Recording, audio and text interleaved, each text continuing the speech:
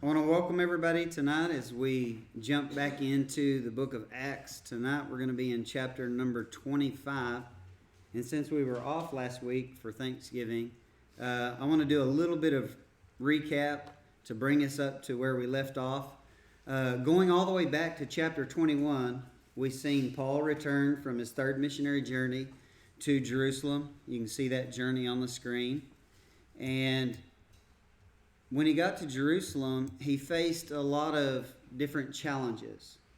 The greatest challenge being that when he went to the temple, he was grabbed and pulled out of the temple into the courtyard with in mind to end his life.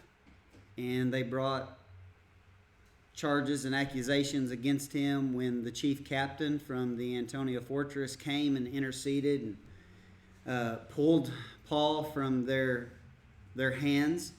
And as Paul was being led up the stairs by the soldiers, he asked to be able to speak to the Jewish people. And when he did, he spoke to them in Aramaic, and what he said obviously caused them to go back into riot mode. And because the chief captain did not know Aramaic enough to fully understand what he would have said, he assumed that Paul was to blame, because obviously the controversy was all around Paul. And so he commanded for him to be scourged, which was an extreme form of torture to kind of draw out of him what the real issue was. And before they could actually start beating Paul, he pulls out the fact that he is a Roman citizen. And that put a stop to everything and made things a lot more civil because it was illegal to prosecute or to carry out punishment on a Roman citizen before a proper trial. And as a Roman citizen, as we'll see tonight, they always had the option of appealing to Caesar because they were Roman citizens. That is one of the luxuries of being a Roman citizen. And so that flowed over into chapter 22, where he actually has a hearing and he actually speaks to the Jews again. That doesn't go well. And so Lucius, the chief captain, sees that it's fitting to send him to Felix in Caesarea, who is the governor of Judea. And so he makes arrangements with proper aid and soldiers and accompaniment for him to be taken to Caesarea and to be given a trial before the governor there. And so he sends the letter, and off to Felix he goes. And we've seen in chapter 24 that the high priest and their hired gun, Tertullus, who was a hired rhetorician, come 5 days later and present a plethora of accusations against Paul, and their objective was to see that Paul's life was ended. And as we've seen in Paul's defense speech, he refuted their accusations quite well, insomuch that he actually turned their accusations against them, and we see that Paul proved to be a better rhetorician than the one they actually had hired. And at the end of that speech is where we're going to pick up, just to set the forefront to what we're going to see here in chapter 25.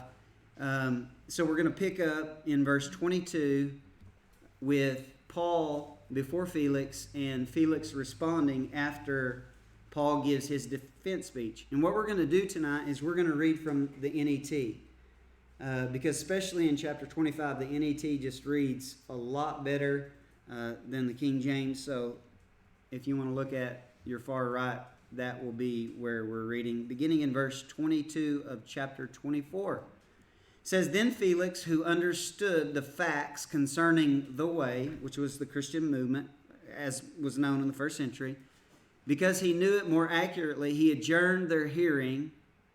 And obviously he knew that Paul was innocent and that this was a big riff over theological matters. But Felix is the governor of Judea, and he has to have a good working relationship with the aristocrats of the high priesthood.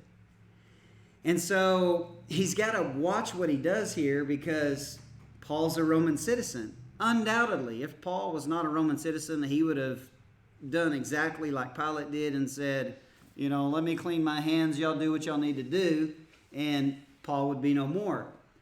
But the fact that he's a Roman citizen, it kind of prolonged this, what will ultimately end in his death, even though it's not recorded in Acts. We know that in history that Paul was martyred in Rome, and that's what we're working our way towards.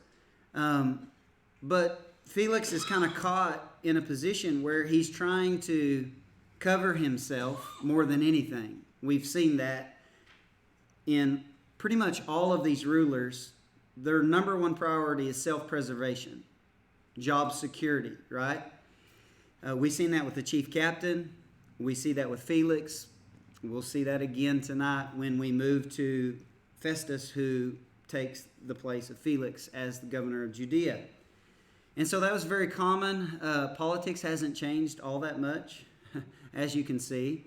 But again, let's continue reading here in chapter 24. He adjourned the hearing, saying, "When Lucius, the commanding officer, comes down, I will decide your case." He ordered the centurion to guard Paul, but to let him have some freedom and not to prevent any of his friends from meeting his needs. So Paul would be held captive. Obviously, there's going to be a delaying process that is much like the court system today. Things just keep getting put off and put off and put off. And we're not sure if Felix had any intention at all to really resolve this matter.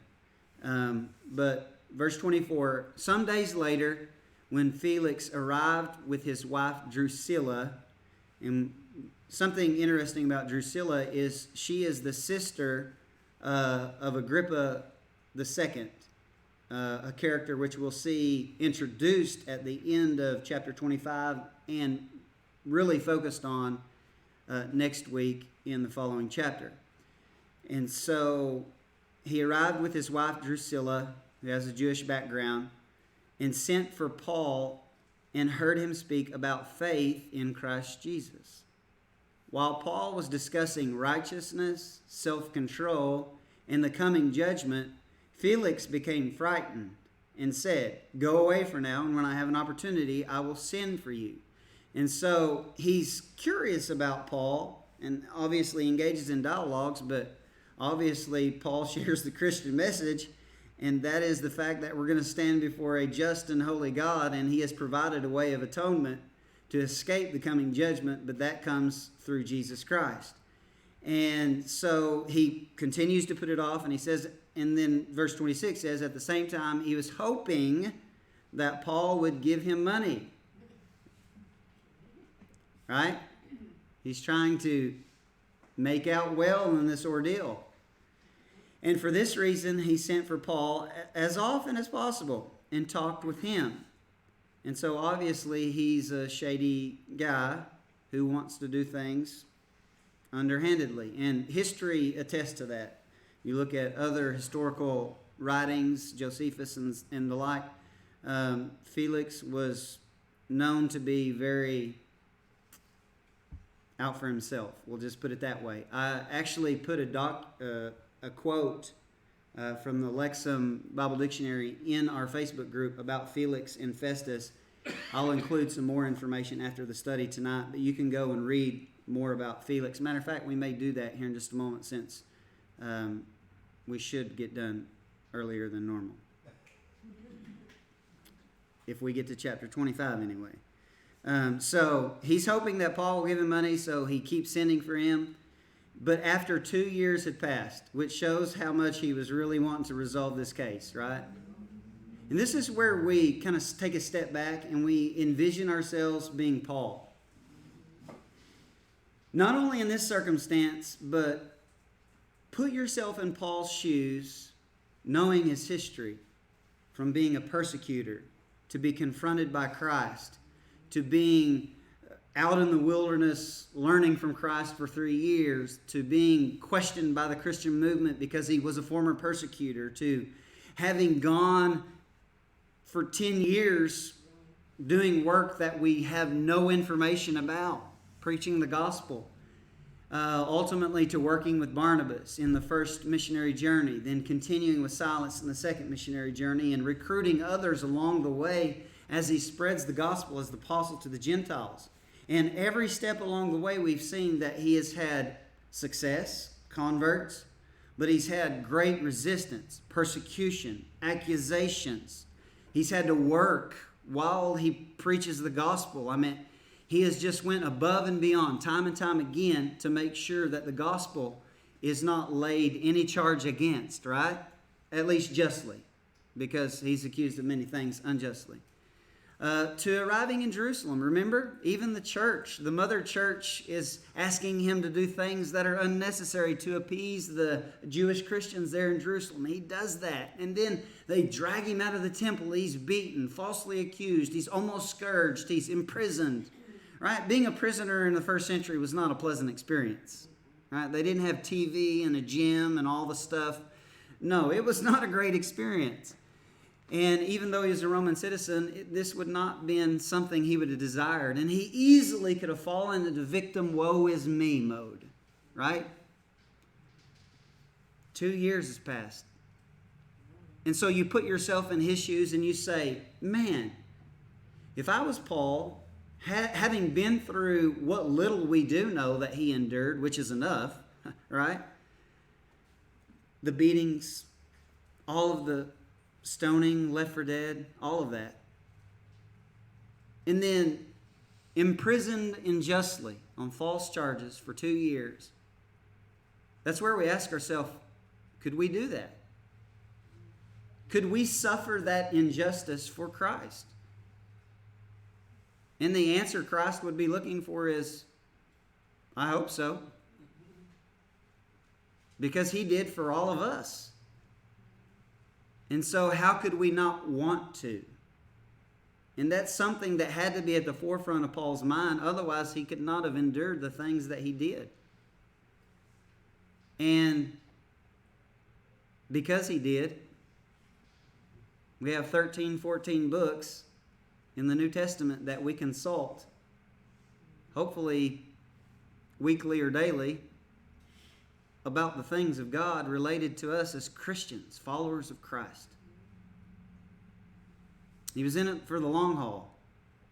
He had to endure and persevere. And so he's there for 2 years. And when 2 years had passed, Porcius Festus succeeded Felix. And because he wanted to do the Jews a favor, Felix left Paul in prison. This was an outgoing gesture to try to keep his name from being harmed any further than it already was, obviously, because he has been removed by Rome as the governor over Judea. And so he placates to the Jews in a self-preserving way by leaving Paul in prison. Now, again, you can go and read in the Facebook group a little more information about Felix. And you will see that he was a very unjust character. So, chapter 25. Now, 3 days after Festus arrived in the province, he went up to Jerusalem from Caesarea.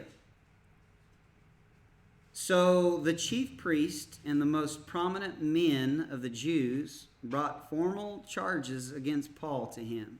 So Paul, after 2 years, has been held in Caesarea. And when Festus, immediately comes to office, he makes a trip to Jerusalem. And what's the first thing that happens? They're seeking for the life of Paul.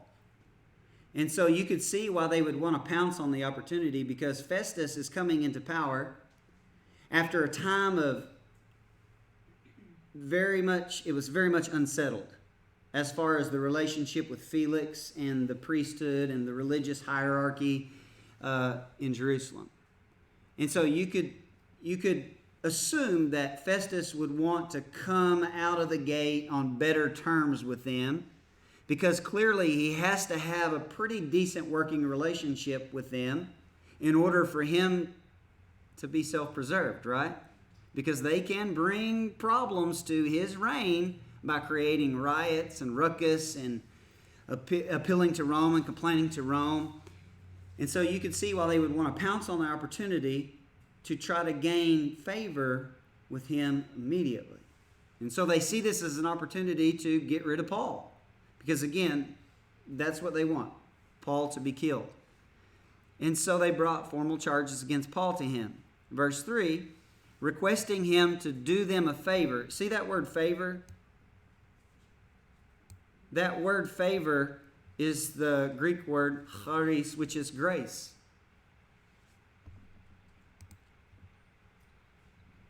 So they're requesting him to give them grace against Paul, grace or favor.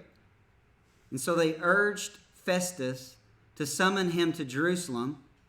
And watch what it said, planning an ambush to kill him along the way. Now, why would they want Paul brought back to Jerusalem? Because they have more clout, more control, more power in Jerusalem. And if they didn't succeed in killing him along the way, even when he got to Jerusalem, they would have more influence to possibly cause something that would obviously be a negative mark against Paul. And so they're obviously plotting to take his life any way they can. Verse 4, then Festus replied that Paul was being kept at Caesarea, and he obviously would have had access to all the documents, the document that Lucius sent and the likes, the reports about this incident. And so it says, and he himself intended to go there shortly. So he said, let your leaders go down there with me. And if this man has done anything wrong, they may bring charges against him. So he's going to examine Paul for himself. He's going to allow the accusers to come and present their case again, which is, that in and of itself is a negative against Paul already, because Paul had a great defense against their accusations the first time. They've had 2 years, right, to come up with some better accusations against Paul. And so, it's already not swinging in Paul's favor even then. Okay? Verse 6. And after Festus had stayed not more than 8 or 10 days among them, he went down to Caesarea, and the next day he sat on the judgment seat, which is ironic because the judgment seat here is the bema, which is something that Paul says we will all stand before, the judgment seat of Christ. But here we have a human ruler that is sitting on the bema, the judgment seat, and while Paul uses that in his letter to Thessalonica, where he says, no, let me tell you, the judgment seat we're all going to stand before, the one that matters, is Christ's judgment seat. And so this is that same word. And he ordered Paul to be brought. Verse 7, when he arrived, the Jews who had come down from Jerusalem stood around him, bringing many serious charges. And then Luke throws out there that they were not able to prove. So even after 2 years, Luke says they don't have a case against Paul that's sufficient. Verse 8, Paul said in his defense, I have committed no offense against the Jewish law, or against the temple, or against Caesar, which tells us that we're getting the short of this exchange here, right? Because we don't hear the particulars about the accusations brought against Paul, but we can see, based on what's said here, that they include sedition or treason against Caesar, and against the temple, and against Jewish law, because Paul is defending himself against each of those. In verse 9, it says, but Festus, wanting to do the Jews a favor, watch what he does. He ends up placating to them. Watch what he does. I like how Luke kind of gives us the down low. But Festus, wanting to do the Jews a favor, asked Paul, Are you willing to go up to Jerusalem and be tried before me there on these charges? And again, based on Paul's response, we're going to see that clearly there's a lot more going on than we are reading here in this chapter. Even though this is the part of Acts where Luke gives us the most detail, we're not getting all of the details by any means. Because watch how Paul responds in verse 10, which raises the question, why would he respond the way that he does so strongly? Watch. And Paul replied, I am standing before Caesar's judgment seat, which is an emphatic way of saying there is no way I'm going to Jerusalem. Which tells us that he discerns that there is obvious plotting and planning for him, and it would certainly end in death if he goes to Jerusalem. And so he appeals to the fact that he's drawing on the fact he's a Roman citizen, and he says, no, I am standing before Caesar's judgment seat where I should be tried, obviously as a Roman citizen. He says, I have done nothing wrong to the Jews, as you also know very well. Which shows us that it has been proven that he's innocent. Felix knew it. Festus knows it. And he's calling his hand and saying, I'm not going to receive injustice at the hands of these murderers. The same class of or type of people that murdered Christ. Let me stop for just a second. I'm going to get sidetracked. But I want you to think about Luke's passion narrative. And then think about what we have looked at back in chapter 24 and here in the sequence of events. You'll understand it more when we get to the end of this chapter, because you're going to see a Herodian figure that appears just like in Luke's gospel, who consults the ruler from Judea, Pilate, and Luke in the Gospel of Luke. And then here we see Felix and Festus as the ruler. Festus will consult with a Herodian ruler. A lot of parallels, a lot of similarities. The only difference, Christ did not defend himself. And Paul does. Why does Paul defend himself?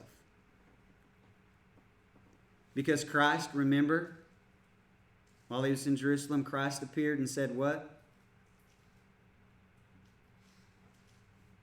Don't worry. You're not going to be killed because you must go to Rome. And so I believe Paul clearly is discerning in this process, because when you go read Matthew chapter 10, when Jesus talks to the 12, he predicts, spot on.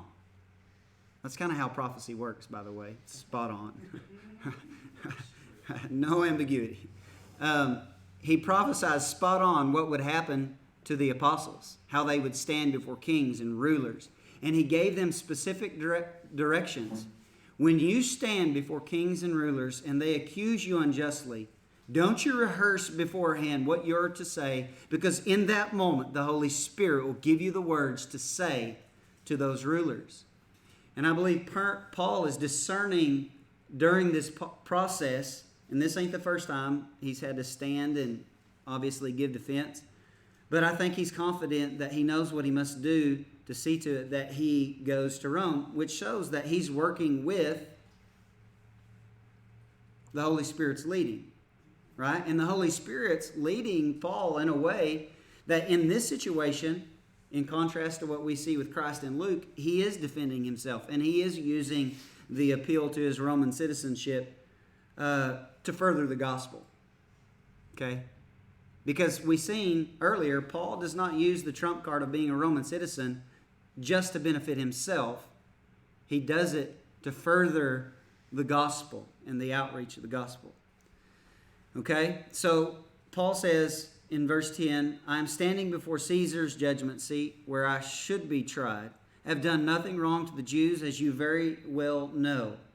If then I am in the wrong and have done anything that deserves death, I am not trying to escape dying, but if none no other charges are brought against me, but if not one of their charges against me is true, no one can hand me over to them. So clearly, again, there's a lot more going on than what we have in this narrative. He is very much seeing that it's possible he's going to be handed over to a Jewish mob. And he says, ain't happening to this Roman citizen.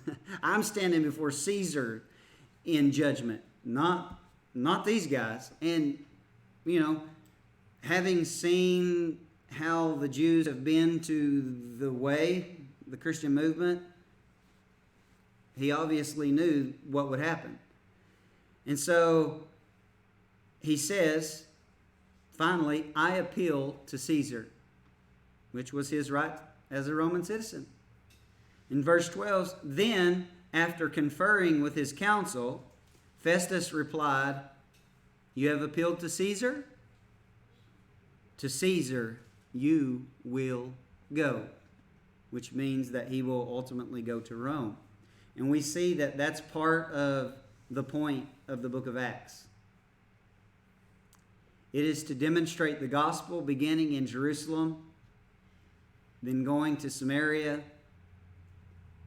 and then to the rest of the known world at that time, which extended to Rome and Spain. Okay? Verse 13. After several days had passed, King Agrippa, and this would be Agrippa the second. I say that because we seen earlier that there was a Herod Agrippa I in Acts chapter 12. And what did he do? It's not up there, so y'all can't cheat. What did he do? Herod Agrippa the first had who killed?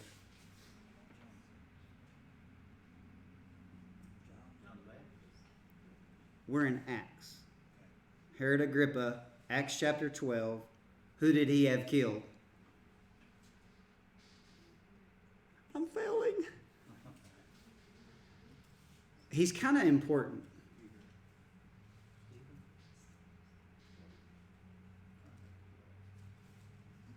All right, we're starting Acts over. I see some of y'all's finally like, okay, let's just flip and see. Right?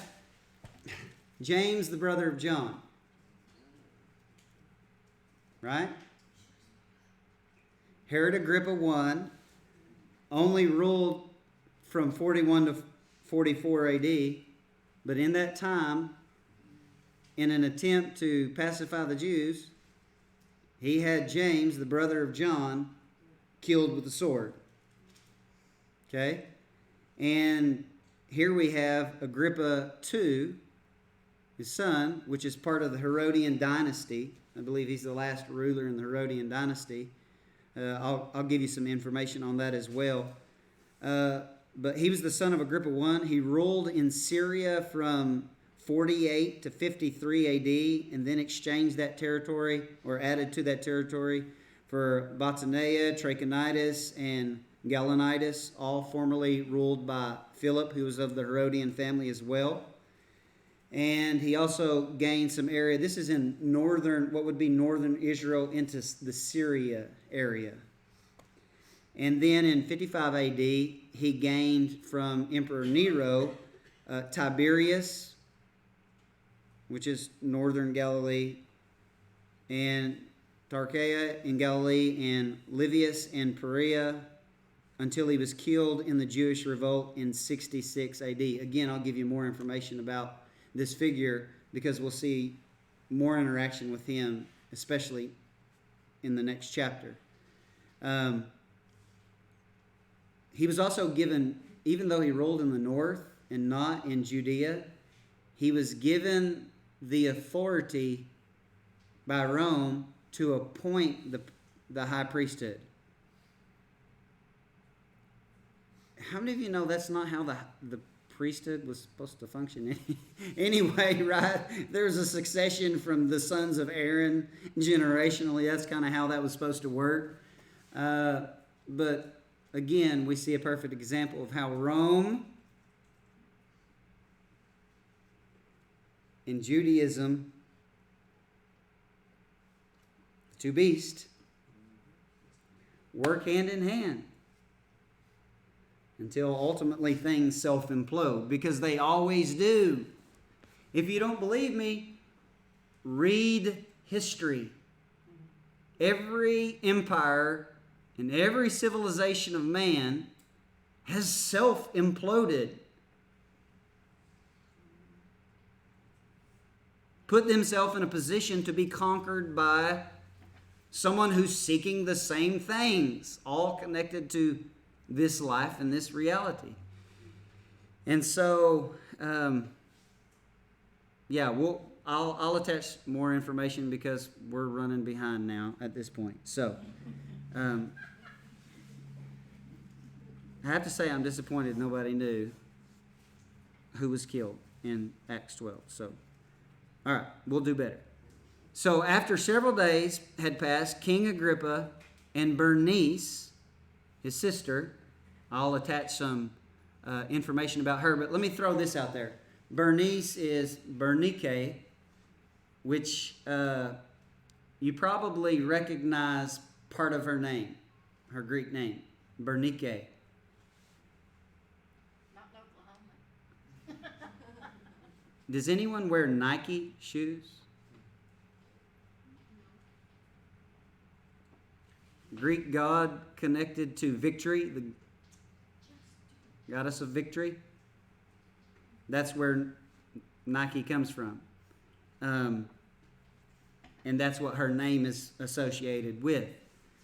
So you have Agrippa and Bernice, Bernike, come to Caesarea to salute Festus. Why would they do that? Because he just became ruler of Judea, right? And who did he replace?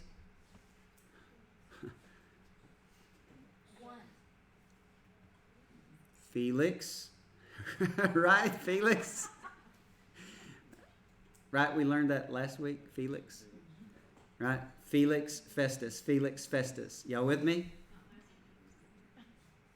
And so Felix was married to Agrippa II and Bernice's sister Drusilla. And now, so think of it this way. Their brother-in-law has been replaced with Festus, who is going to have a working relationship with one another. Obviously, Festus has become ruler of Judea. Agrippa is ruler in the northern part of what we would say Israel and Syria. And so they go to visit. And they come to Caesarea. In verse 14. How come nobody said, why did you switch over to King James mode? By default, I just do that. Okay, verse 13. After several days had passed, King Agrippa and Bernice arrived at Caesarea to pay their respects to Festus. I'm back over here where I'm supposed to be, okay? While they were staying there many days, Festus explained Paul's case to the king to get his opinion, saying, why would he want to do that? Because he's a newbie, and Agrippa has been ruling for some time at this point. He also has a lot of Jewish connections, right? He appoints the high priesthood. So he has a working relationship with people that are very much at the forefront of this whole scenario, right? They're the ones that want Paul killed. And so obviously this is going to be an attempt to find out ways that he can be self-preserving, more so than, Agrippa's brother-in-law Felix was. Because again, that's who he's replaced. And so it's a very delicate situation here. You never want to be the ruler that rules after a rogue ruler that was dispatched because he was defective, right? You don't want to be that guy. And so he's reaching out to Agrippa while he comes to visit. And so verse 14, while they were staying there many days, Festus explained Paul's case to the king to get his opinion, saying, "There's a man left here as a prisoner by Felix. When I was in Jerusalem, the chief priest and the elders of the Jews informed me about him, asking for a sentence of condemnation against him." Now, what you need to realize here is we're going to get a little more honest version of Festus here, because he's having a dialogue with this Herodian ruler, Agrippa, and so he's obviously going to be more open with him, more forthright in his intentions than he would be with Paul or in the situation that we've seen before. And so he says, he explains how they were asking for a sentence of condemnation against him. "I answered them that it was not the custom of Romans to hand over anyone before the accused had met his accusers face to face and had been given an opportunity to make a defense against the accusation." We've already seen that twice. "So after they came back here with me, I did not postpone the case, but the next day I sat on the judgment seat and ordered the man to be brought. When his accusers stood up, they did not charge him with any of the evil deeds I had suspected." So again, he's being honest here. Right? He's like, this, if you was just to say it in our language, man, they didn't have nothing on him. How am I going to do it? What am I going to do? He's a Roman citizen. I can't just let him kill him. I got to work with them guys. You know how they are. You appoint the high priesthood. Help me out. Help a brother out. I just got in office. I don't want to, mess up and get killed myself. And so he's wanting answers. In verse 19, "Rather they had several points of disagreement with him about their own religion," which is the truth. They were upset that he preached about Christ and the resurrection. And about a man named Jesus who was dead, whom Paul claimed to be alive. Now, based on what we see here in this dialogue, we obviously missed out on a lot of information in the hearing that we just read about before this, right? Because we didn't have any of this information. Verse 20, "Because I was at a loss how I could investigate these matters, I asked if he were willing to go to Jerusalem and be tried there on these charges. But when Paul appealed to be kept in custody for the decision of His Majesty, the Emperor, I ordered him to be kept under guard until I could send him to Caesar." Now here's the thing, and here's the biggest problem that he has. I got to send a letter to Caesar explaining why I have not given a judgment and ruling on this case. And I got to come up with something good, or I'm going to look like a dummy that is not capable of making a just judgment concerning this obvious dispute. And so he's like, help me out here. What can I say? And cover himself. Because again, Paul's Roman citizenship is a huge problem.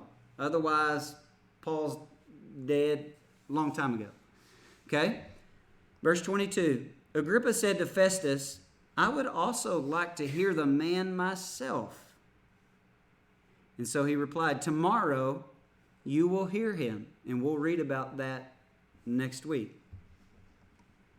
So the next day, Agrippa and Bernice came with great pomp and entered the audience hall, along with the senior military officers and the prominent men of the city. So there would be a lot of the chief captains, kind of like what we've seen at the Antonia fortress. When Festus gave the order, Paul was brought in. Then Festus said, King Agrippa, and all you who are present here with us, you see this man about whom the entire Jewish populace petitioned me both in Jerusalem and here, shouting loudly that he ought not to live any longer. But I found that he done nothing that deserved death. And when he appealed to His Majesty the Emperor, I decided to send him. Now at this point, Nero is not lost his mind and killing everything in sight. He was tutored by Seneca, the philosopher, at this point. Pretty peaceful time as far as Nero being the emperor. Now, he goes crazy in 63-ish until his death. But at this point, he's not crazy. So I decided to send him. But I have nothing definite to write to my Lord about him. Therefore, I've brought him before you all, and especially before you, King Agrippa, so that after this preliminary hearing I may have something to write. For it seems unreasonable to me to send a prisoner without clearly indicating the charges against him. Which again tells us what the obvious solution to this whole ordeal is, or what it should be if justice is served. There is no case against Paul. Release the man. It's obviously a dispute over theology. And that's where we'll pick up next week. Any questions?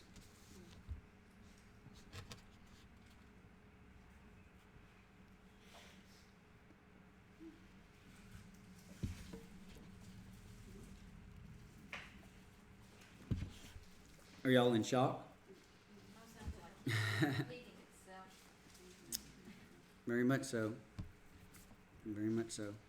Since we got a little bit of time, unless anybody has any questions, I'm going to show you a feature of Logos that's super helpful. And this is the basis for some of the things that I post that help brief you on some of the things that you can read and have a better understanding of the text itself. Okay, we have several figures over the last 2 weeks of which we have very little background information on, right? Felix, Festus, Bernice, Agrippa. And so if you have Logos, and some of you do, so let this be a tutorial, they have a feature called the Fact Book. If you go under Tools, you'll see that there's an icon here that looks like a light bulb, because that's what it helps to do. Turn the light bulb on, right? Make things understandable. But you can click on that fact book, I already have, and you can type in right here the name of the theme, topic, subject, name, etc., anything that you want to know more information about. So I typed in Felix.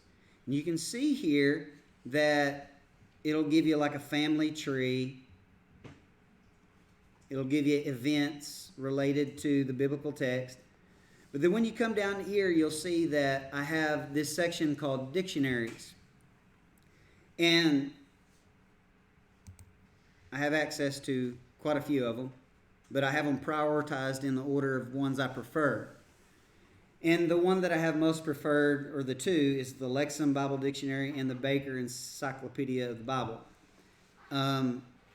Unless you purposely get those, you won't automatically have those in Logos, other than you probably have the Lexham Bible Dictionary if you do have Logos.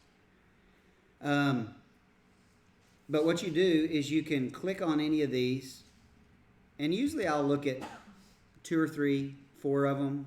If there's some discrepancies or points of disagreement in some of the information that you see, which is pretty rare, I might look at more and examine more evidence. But you can click on it here, and it'll open a tab. Let me click on it. And you can see that it gives us the name Antonius Felix, and then it gives you information that you can read about him, about his rise to power, about his reign in Judea, and then evidence in like extra biblical sources, which is very helpful in cases where the Bible doesn't give us very much information about these figures. And so what I'll do a lot of times is I'll copy those, and I have been putting them in Word documents, but several have said that they're not able to open the Word documents because they don't have Microsoft Office or something like that.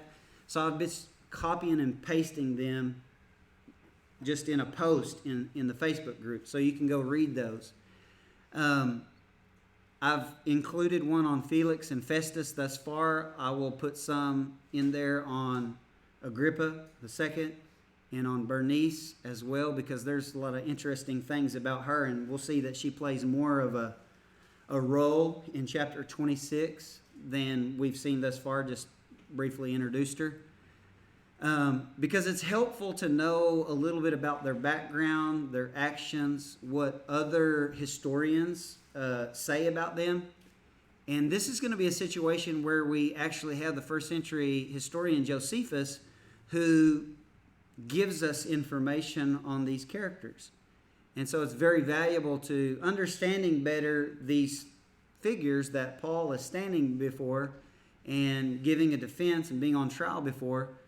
And so I will include a lot of that information. Again, we could go through several of these dictionaries and kind of compare the data.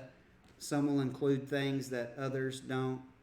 And again, you read through them and you can understand these figures better, because the Bible really doesn't focus on giving us a lot of details about players that are not connected to the Christian movement, especially in the New Testament. So it's interesting to look into that. Agrippa II is someone who's interesting to look into his life because he comes from the Herodian dynasty. So I'll include some on that as well for you to read. Any questions? I was reading, when we were reading the Lord's Prayer before the communion, it said something about forgiveness. Below that, Yes? so if somebody commits an act against you, if you don't forgive them, then Jesus will not forgive you. That's what it says. It's in red letters. For if you forgive men their trespasses, your heavenly Father will also forgive you. But if you forgive not men their trespasses, neither will your Father forgive your trespasses. That's what Jesus said.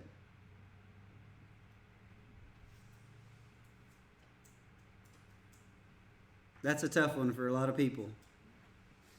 But if we want to spend eternity with Christ, He expects it.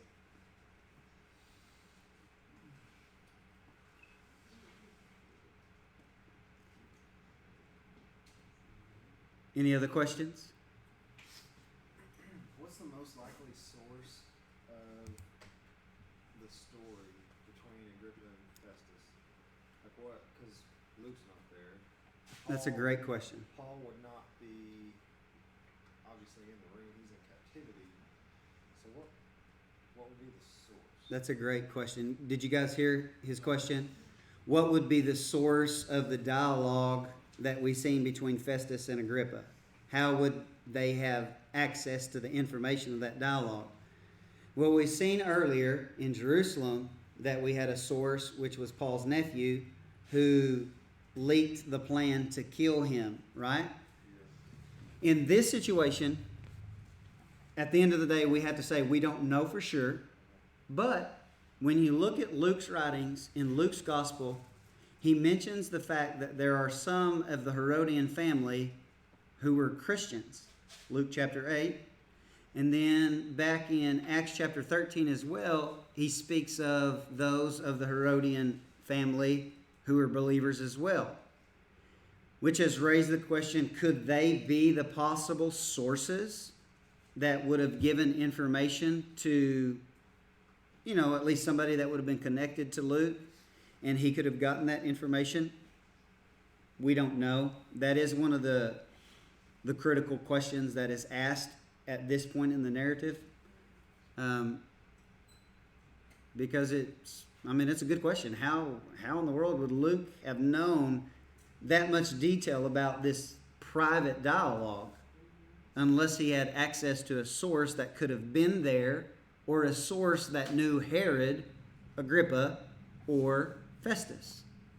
And in this case, the best evidence that we have is the fact that Luke mentions that there were Christians who were part of the way, the movement, Christian movement, who were connected to the Herodian family. Because the Herodian family was pretty pretty big family, pretty big network. If you want to, you could even go to Wikipedia and look at the Herodian dynasty and see a lot of information about that. So it would have had to have been a source connected to one of those two parties, most likely. Or the Holy Spirit zapped him. He got in a trance. The Holy Spirit grabbed his arm and wrote the dialogue down for him. Those are very specific quotes to be able to. There was a bug. Doug? Well, I mean, you look at our presidents and kings and stuff around the country now, everything they say is recorded. Pretty much. I mean, you know what I mean? So I wonder if back in those days they had people that, and it just, there's a history somewhere that you could get it out of, out of. In more formal hearings like the trial before Felix and Festus, they would have had that. But in the instance of a private dialogue, they wouldn't have recorded it. But there obviously would have been people, not spies, but people that are connected to both party groups, bodyguards, soldiers. These are prominent figures. They're never going to be alone.